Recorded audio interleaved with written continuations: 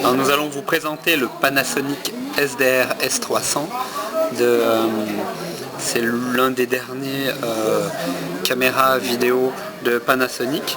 Alors au niveau design, il a une très belle couleur silver black. Surtout, comme vous voyez, il est très fin. Il tient dans la main. Il est quand même plus gros que ce qu'on peut trouver avec les Sanyo. Tout ça parce qu'il est 3 CCD. C'est l'un des rares 3 CCD, si ce n'est le seul, à fonctionner sur SD card. Alors, l'avantage de marcher sur SD card, c'est qu'il a une meilleure autonomie. C'est plus simple pour le récupérer sur l'ordinateur. Alors, il a un grand écran 3 pouces. Widescreen, 16 neuvième. Sur une carte de 2 Go, on peut enregistrer entre 30 minutes et 2 heures selon le type de qualité qu'on choisit. Alors, au niveau interface, c'est assez simple. Sur les basiques, on peut avoir des options comme Wing Cut, ça c'est en extérieur. Pour protéger du vent. Là nous avons le type d'enregistrement.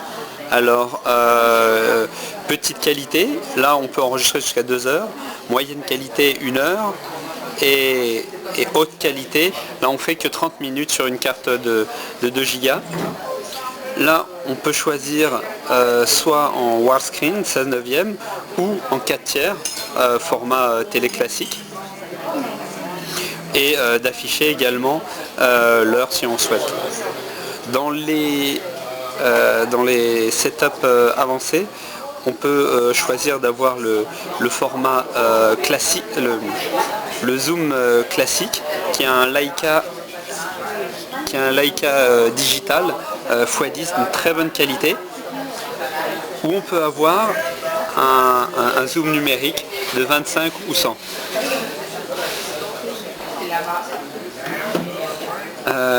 On a le Night View qui permet d'augmenter la densité et d'avoir plus de lumière. Par contre, on voit qu'au niveau de la qualité, il y a un gros ralentissement. Personnellement, j'arrive jamais à filmer avec cette option-là. Mais étant donné qu'il y a quand même une grande ouverture au niveau de l'objectif, il prend très bien la lumière et même en intérieur, on a une bonne qualité. Hop. Une chose assez pratique, c'est le zoom micro. Là, c'est pareil, en intérieur, quand on interviewe quelqu'un, le micro se concentre sur la personne qu'on a devant. Hop. Alors sur l'interface, on peut voir le temps qui reste pour enregistrer. Là, 48 minutes, bon, on a la date habituelle. La batterie, alors ce qui est assez impressionnant, c'est que la batterie, je vais la sortir, elle est assez compacte. Hop. La batterie, on peut filmer 2 heures avec. Et ce qui est bien, c'est que 2 batteries sont fournies avec cet appareil-là, ce qui est assez rare. C'est une batterie de 7,4 ampères, et non, de 7,4 volts et 760 ampères. Le chargement est assez rapide également. Alors, au niveau du son, on a un rendu stéréo du son. On a toute une connectique qui permet de mini USB de le brancher sur l'ordinateur. Là pour récupérer le son, là pour le charger. Une interface assez simple avec des boutons, là plus pour la partie filmée et là après pour l'interface intérieure. Le zoom, on peut voir. Alors il s'allume très rapidement, ce qui est assez pratique pour prendre une vidéo.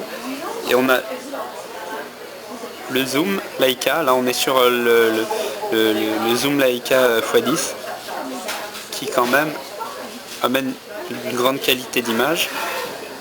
Et tout s'utilise très facilement. Alors le petit plus, c'est qu'il fait appareil photo. Alors en appareil photo, c'est un 3,100 mégapixels. Bon, c'est des photos assez honorables. Pour une utilisation web, ça suffit. Par contre, si on veut faire de l'impression, c'est pas suffisant. Il a un flash. Alors un flash très puissant qui de près éblouit tout le monde la plupart du temps, mais qui a un intérieur assez pratique puisqu'il peut éclairer toute une pièce.